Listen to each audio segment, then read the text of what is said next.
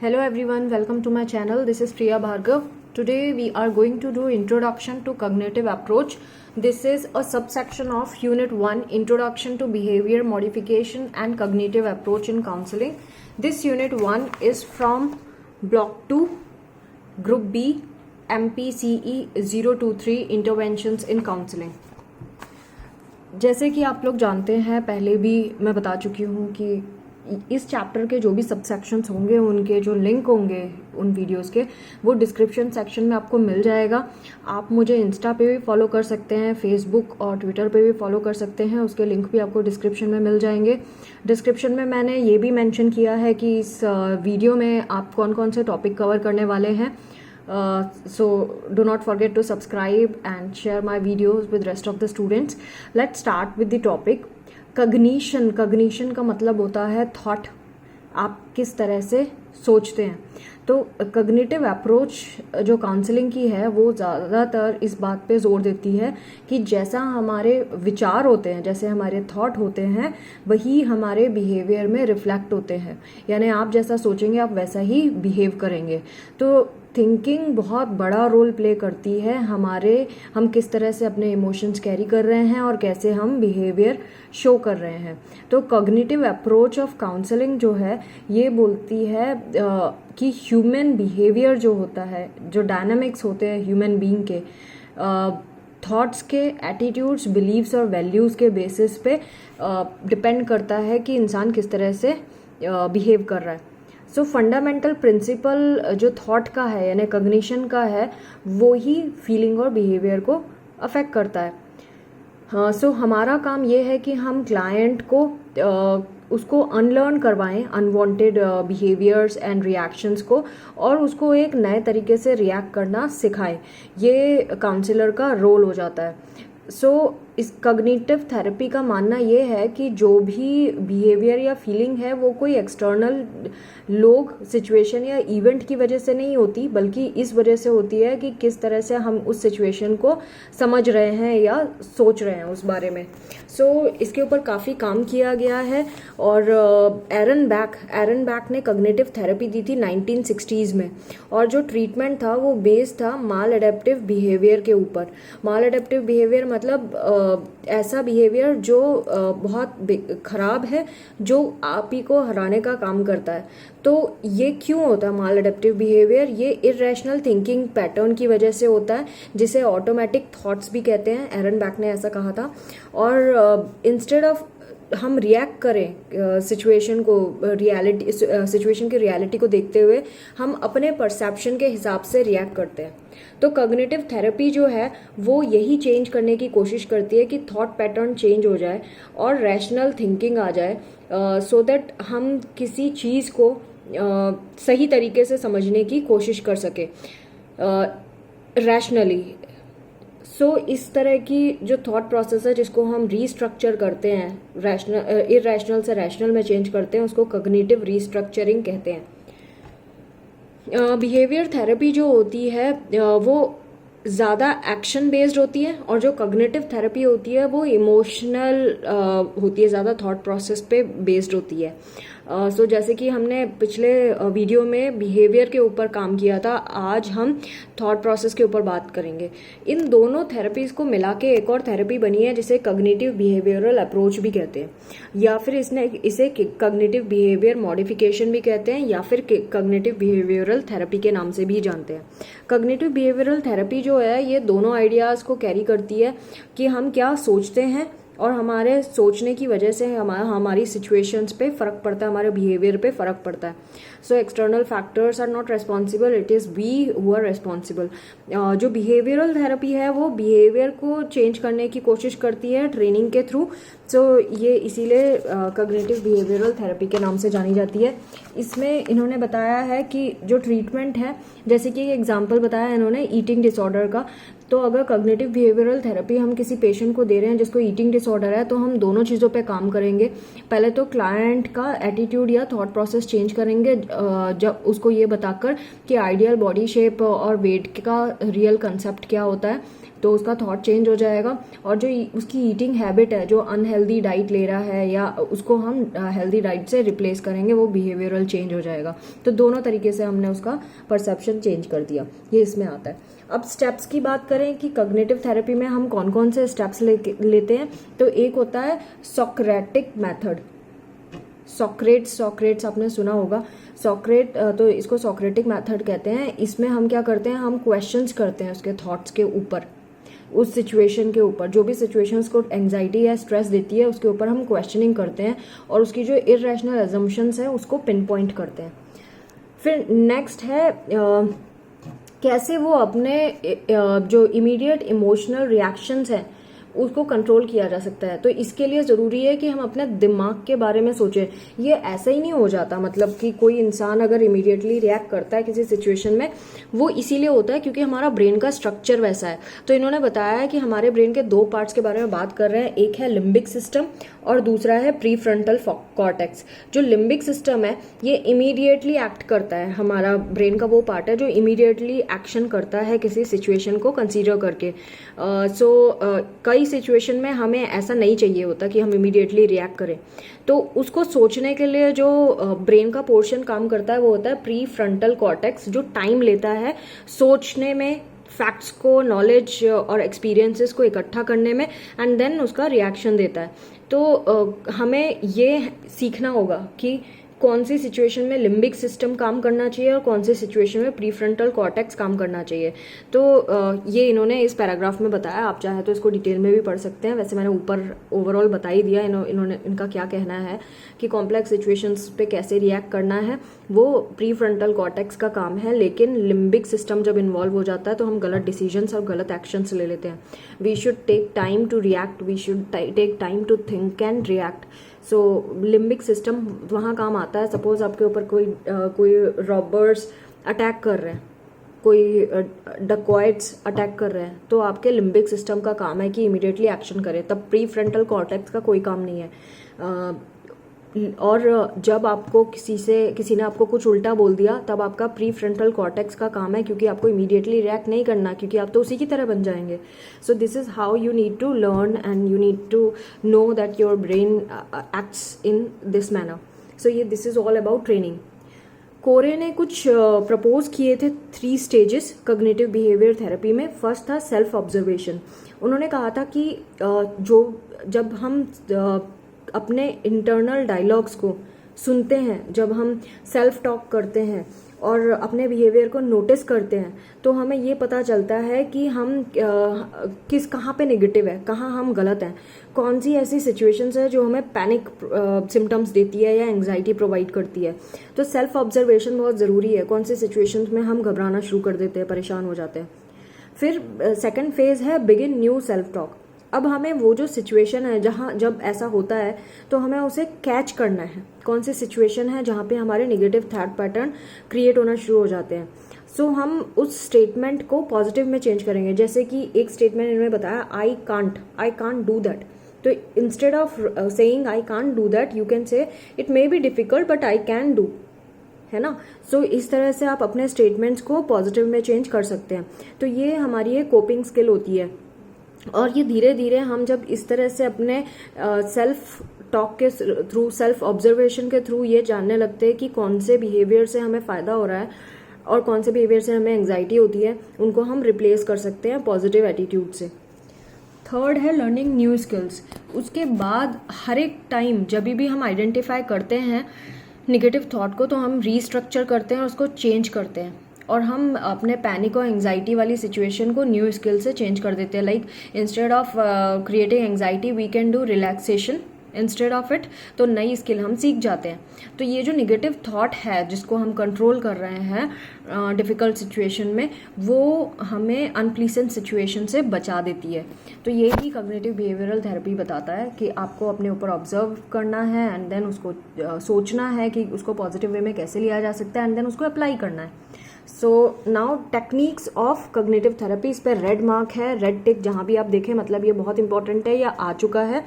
यहाँ पे इन्होंने 3 थेरेपीज के बारे में बात की है कॉग्निटिव थेरेपीज के। एक है कॉग्निटिव बिहेवियर थेरेपी बाय एरन बैक जो 1976 में दी थी। रैशनल इमोटिव बिहेवियर थेरेपी जो एलिस ने 1960 में दी थी, एल्बर्ट एलिस ने पहले दी थी, एरन बैक ने बाद में दी है। एरिक बेर्नेज, इनकी ट्रांजैक्शनल एनालिसिस था जो 1964 में आया था। तो सबसे पहले एल्बर्ट एलिस आए, उसके बाद एरिक बेर्ने आए और उसके बाद एरन बैक आए। सो ये थ्योरीज हैं जो आपको पता होनी चाहिए, कौन सी पहले आई कौन सी बाद में आई। Now coming to cognitive behaviour therapy जो एरन बैक ने दी थी। इनका कहना है कि हमारे जो इमोशंस है, इंडिविजुअल के इमोशन और बिहेवियर होते हैं, उनको ओवरकम करने के लिए हम किस तरह से दुनिया के बारे में सोचते हैं वो हमें चेंज करना होगा। तो बैक ने कहा कि जो लोग एक्सपीरियंस करते हैं इमोशनल प्रॉब्लम्स, वो बहुत ज़्यादा डिसफंक्शनल थिंकिंग रखते हैं। सो जिनको भी इमोशनल प्रॉब्लम है वो समझ जाएं कि उनकी थिंकिंग में प्रॉब्लम है, वो गलत तरीके से सोचते हैं चीज़ों को। तो इररेशनल थिंकिंग पैटर्न वो हमें चेंज करना होगा। तो इन्होंने 10 इररेशनल थॉट पैटर्न्स बताए हैं, ये बहुत इंपॉर्टेंट है। डबल टिक मतलब बहुत बहुत ज़्यादा इंपॉर्टेंट। इनमें से ज़रूर कुछ आता है या ये सारा आ जाता है। फर्स्ट है ऑल और नन थिंकिंग। ऑल और नन का मतलब है गुड और बैड में आइडेंटिफाई करना, ग्रे करके कुछ नहीं समझना, या तो कोई बहुत ही बुरा है या फिर कोई बहुत ही अच्छा है, बीच का तो कुछ हो ही नहीं सकता, ऐसी वाली थॉट वाला ऑल एंड नन थिंकिंग वाले लोग होते हैं। और ये हमेशा ऐसे वर्ड्स यूज करते हैं अपने सेंटेंसेस में, ऑलवेज या फिर नेवर वाला। जैसे इन्होंने एक एग्जांपल बताया, I always get stuck in traffic. Is it possible? आप देखिए कितना इररेशनल है। क्या ये पॉसिबल है कि आप हमेशा ही ट्रैफिक में फंस जाते हो? नहीं, बिल्कुल पॉसिबल नहीं है। फिर नेक्स्ट स्टेटमेंट इररेशनल थिंकिंग वाले का क्या होगा, my bosses never listen to me. Is it like that? ये भी बहुत इररेशनल है। कभी ऐसा नहीं होता कि बॉस कभी भी ना सुने, कभी तो सुना होगा। सो ये जो ऑल और नन वाले हैं वो हमेशा ऑलवेज और नेवर पे ही जाते हैं, या तो एक साइड या फिर दूसरी साइड, बीच में कभी टिकते नहीं है, ग्रे थिंकिंग होती नहीं है इनकी। सो ये वैसा वाला थॉट है।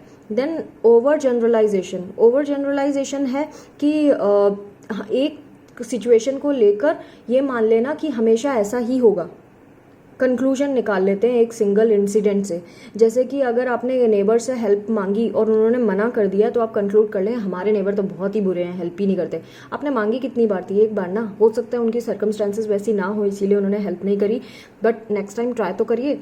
नेक्स्ट है मेंटल फिल्टर्स मतलब कि आप आप अच्छी चीज़ें नहीं देख रहे हैं, आप सिर्फ अपने चश्मे से बुरी चीज़ें ही नोटिस कर रहे हैं। कोई आपके लिए 10 चीज़ें अच्छी कर दे और एक गलत कर दे तो आप उस इंसान को गलत बोलेंगे, आप उसको अच्छा नहीं बोलेंगे, जबकि उसने 10 चीज़ें आपके लिए अच्छा की है। तो ये मेंटल फिल्टर्स होते हैं, वो अपनी चॉइस से काम करते हैं, पॉजिटिव साइड नहीं देखते इवेंट का, हमेशा निगेटिव साइड को ही लेके मैग्नीफाई कर देते, उसको बड़ा कर लेते हैं। डिस्क्वालीफाइंग द पॉजिटिव में है कि आप चाहे कितना भी आपके साथ अच्छा हो जाए, लेकिन आप हमेशा कोई ना कोई सर्कमस्टेंस में, या ये चीज़ मेरे साथ अच्छी हुई थी क्योंकि ना ऐसा था इसीलिए ये अच्छा हुआ, नहीं तो मेरे साथ तो अच्छा कुछ होता ही नहीं है। सो हमेशा पॉजिटिव चीज़ को डिस्क्वालीफाई कर देना कोई रीजनिंग देके, हमेशा नेगेटिव वर्ल्ड में ही फंसे रहना ऐसे लोग। तो जैसे कि अगर आप अपने दोस्त को कोई प्रॉब्लम है और आपको सोल्यूशंस दे रहे हैं, तो वो आपका दोस्त जिसको डिस्क्वालीफाइंग द पॉजिटिव वाला इशू है वो बोलेगा हाँ ये तो ठीक है लेकिन, या बट वाला रिस्पॉन्स देगा। नाउ जंपिंग टू कंक्लूजन मतलब कि कोई भी चीज़ होता है और आप हमेशा कंक्लूजन निकाल लेते हैं उस सिचुएशन को लेकर। जैसे कि आप सब कुछ जानते हैं पहले से, जैसे इन्होंने बताया ऐसे लोग ना माइंड रीडिंग में चले जाते हैं या फिर फॉर्च्यून टेलर बन जाते हैं जो प्रिडिक्ट कर सकते हैं हर एक चीज़। तो एविडेंसेस नहीं होते इनके पास तो भी वो कंक्लूजन में, लॉजिकल कंक्लूजन नहीं होता उनके पास, लॉजिकल कुछ नहीं होता, कोई एविडेंस नहीं होता, लेकिन फिर भी वो कंक्लूजन पे पहुंच जाते हैं कि भाई ये ऐसा ही है। और पहले वो कंक्लूजन निकाल लेते हैं, उसके बाद उसके फेवर में एविडेंस ढूंढते हैं कि मैंने ऐसा बोला था ना, अब देखो यही हुआ ना, ये देखो मेरे पास एविडेंस भी है इसका। बाद में एविडेंस लेते हैं, एविडेंस पहले होना चाहिए एंड देन कंक्लूजन निकालना चाहिए, ये उल्टे होते हैं।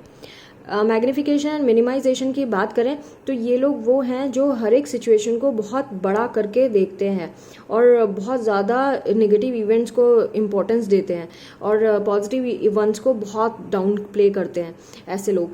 और ये कैटास्ट्रोफाइजिंग भी कहते हैं इस चीज़ को, जब आप डिस्टॉर्ट कर देते हैं किसी चीज़ को और बहुत वर्स्ट पॉसिबल सिनेरियो को इमेजिन करना शुरू कर देते हैं। और बहुत ज़्यादा स्ट्रेस इनको आ जाता है। तो कैटास्ट्रोफाइजिंग का मतलब यही होता है कि किसी नेगेटिव सिचुएशन को बहुत बड़ा चढ़ा के सोचना एंड देन उसको स्ट्रेस में चेंज कर लेना, खुद के लिए नुकसान करना। इमोशनल रीजनिंग मतलब कि ये सारे के सारे जब ये भी एक तरह का जंपिंग टू कंक्लूजन का ही एक एग्जांपल है, जिसमें इंसान जो है वो फैक्ट्स को इग्नोर कर देता है और कंक्लूजन में आ जाता है और इमोशनल रीजंस देता है इसके पीछे। जैसे कि I am feeling completely overwhelmed, therefore my problems must be completely beyond my ability to solve them. So मैं बहुत ज़्यादा सेंसिटाइज हो जाता हूँ क्योंकि मैं अपनी प्रॉब्लम को नहीं हैंडल कर सकता। I am angry with you, therefore you must be the wrong here. तो अगर आपको गुस्सा आया, इट डजंट मीन सामने वाला रॉन्ग होगा, लेकिन ये वाले जो इमोशनल रीजनिंग वाले होते हैं, ये अपने इमोशंस को लेके कंक्लूजन निकालते हैं और उस पर कंप्लीटली ट्रस्ट करते हैं कि उन्होंने जो कंक्लूजन निकाला ये बिल्कुल सही बताया और कोई इसके पीछे एविडेंस नहीं होता इनका।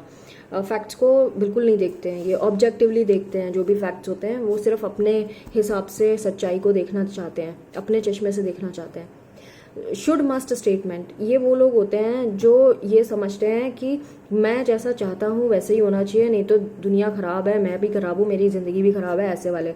तो आई शुड, जैसे इन्होंने एक एग्जांपल दिया, I must get, must word आया ना, एंड शुड, वैसे वाले। I must get grade A, I should ओबे my parents all the time, I must have this top brand toy set, I should be loved by all, इस तरह के statement. तो ये सारे इरेशनल इलॉजिकल स्टेटमेंट्स हैं जिसकी वजह से प्रॉब्लम्स आती हैं। तो शुड स्टेटमेंट्स जो हैं वो रिजिड रूल्स बन जाते हैं उसकी लाइफ के, और जब ऐसा नहीं होता, जैसा रूल्स बनाने के बाद भी जब सक्सेसफुल नहीं होते, तो ये डिप्रेशन में चले जाते हैं।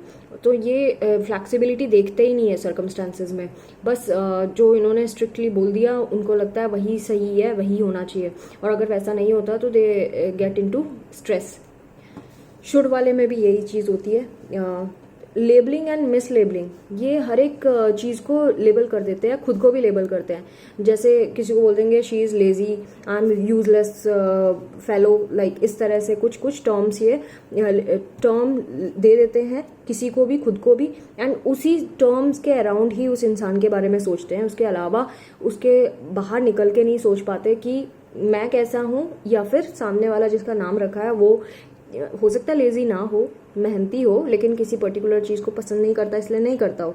तो वैसी वाली सोच नहीं होती इनकी, बहुत इरेशनल थिंकिंग रखते हैं नेमिंग के साथ। नेक्स्ट है पर्सनलाइजेशन। पर्सनलाइजेशन में ये है कि इंसान जो है ये हर एक चीज़ एंग्जाइटी और डिस्ट्रेस में चला जाता है जब हर एक चीज़ खुद के ऊपर लेना शुरू कर देता है। हर एक चीज़, अगर कोई चीज़ ख़राब हो गई तो हाँ, all because of me it has happened, और तुम्हारे साथ बुरा हुआ क्योंकि मैं तुम्हारे साथ हूँ, मैं तो पनौती हूँ, इस तरह से हर चीज़ को अपने ऊपर लेते हैं ये। और जो उनके कंट्रोल में नहीं होती उसको भी ये यही सोचते हैं कि उन्हीं की वजह से हो रहा है ये चीज़ जो हो रहा है, तो वो खुद ही को ही ब्लेम करते रहते हैं। ये पर्सनलाइजेशन में आता है। सो जो एम होता है, एम कॉग्निटिव बिहेवियर थेरेपी में ये होता है कि हम ये इरेशनल थॉट प्रोसेस जो हमने ये पैटर्न्स देखे, 10 पैटर्न्स थे ये, इनके बारे में हम आइडेंटिफाई करते हैं और कंक्लूजन्स निकालते हैं, और हम इनको बताते हैं कि ये वाला थॉट प्रोसेस गड़बड़ है और इसको ठीक करना है। जैसे कि कई लोगों को हैंड वॉशिंग की कंपल्सिव प्रॉब्लम होती है, तो उनको हम एंगेज करते हैं कि वो सोचे कि क्यों उन्होंने हाथ धोए, क्या ये रीजनेबल था हाथ धोना इस वक्त। तो जब वो उसको ये पता चलता है कि वो इस बिहेवियर को पहले नोटिस करना शुरू करेगा पेशेंट कि हाँ, मैं तो ये अननेसेसरीली हैंड वॉश हो रहा है मेरा, तो वो धीरे धीरे अपनी हैबिट को वॉच करके छोड़ना शुरू कर देगा। Now techniques used by CBT specialist, देखिए रेड मार्क है, यानी ये भी एग्जाम में आ चुका है। तो इसमें फर्स्ट है रियलिटी टेस्टिंग। हम क्लाइंट की रियलिटी टेस्टिंग करते हैं, हम ये उससे पूछते हैं कि रियल सिचुएशन में क्लाइंट जो सोच रहा है वो सही सोच रहा है, इरेशनली तो नहीं सोच रहा, और क्लाइंट फिर उसको एक्सपेरिमेंटली टेस्ट भी करता है कि जो उसने सोचा वो रियल लाइफ में करेगा तो कैसा होगा। फिर वैलिडिटी टेस्टिंग, क्लाइंट की जो थॉट प्रोसेस है और जो उसकी बिलीफ है उसको हम एविडेंस मांगते हैं कि जो आपने सोचा आप उसको एविडेंस के साथ प्रूव करके बताओ कि आपने जो सोचा वो सही सोचा है, और उसकी फॉल्टी नेचर को हम वैलिडिटी देते हैं, नहीं देते हैं, इनवैलिड करार दे देते हैं। फिर नेक्स्ट है गाइडेड डिस्कवरी, हम थेरापिस्ट जो होता है वो पेशेंट से बहुत सारे क्वेश्चंस पूछता है और पेशेंट जो है अपने कॉग्निटिव डिस्टॉर्शंस को ढूंढ पाता है, उसको पता चलता है कहाँ वो गलत सोच रहा है।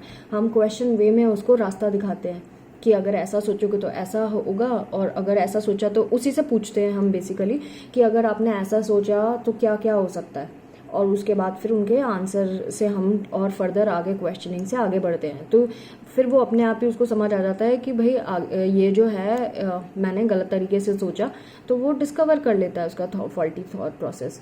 राइटिंग ए जर्नल, ये फोर्थ तरीका है। राइटिंग ए जर्नल में हम पेशेंट को बोलते हैं कि वो एक डायरी लिखे जिसमें सारे पूरे दिन की सिचुएशन लिखे, पूरी लाइफ की, अपने थॉट के बारे में लिखे, उसके इमोशंस कैसे हैं उस सिचुएशन को लेकर वो लिखे, और उसका बिहेवियर क्या था इस सिचुएशन में वो भी लिखे। फिर जब थेरापिस्ट और पेशेंट एक साथ मिलते हैं तो हम उस जर्नल को रिव्यू करते हैं और माल एडेप्टिव थॉट प्रोसेस को पकड़ते हैं एंड उसको चेंज करने की कोशिश करते हैं, और कैसे वो थॉट प्रोसेस ने उसके ऊपर असर डाला ये भी बताते हैं। होमवर्क में हम सेल्फ डिस्कवरी पे ज़्यादा जोर देते हैं और उसको अपने अंदर वो फिर से देखे क्या क्या गलतियां करता है, अंदर माइंड में उसके क्या है वो करे, फाइंड आउट करे। जो थेरापिस्ट है वो पेशेंट को होमवर्क के असाइनमेंट्स देता है, नोट बनाने के लिए देता है सेशंस में, जर्नलिंग करने के लिए बोलता है, कुछ ऑडियो टेप्स को सुनने के लिए बोलता है सेशंस में, और बुक रीडिंग के लिए भी बोलता है अगर लिटरेट है पेशेंट। उससे वो बहुत सारे चीज़ें ऐसे थ्रू रीडिंग एंड लिसनिंग सीख लेता है, और वो अपने जो नई स्ट्रेटेजी सीखी है उसको अपनी लाइफ में अप्लाई करता है, कोपिंग मैकेनिज्म लर्न करता है उस सिचुएशन में और रीडिस्कवर करता है। तो friends, this was sub section of cognitive therapy जो मैं आपको बता रही थी आज। So I hope my videos are useful to you. Do not forget to subscribe and share my videos to rest of the students. Thanks for watching. Take care. Bye bye.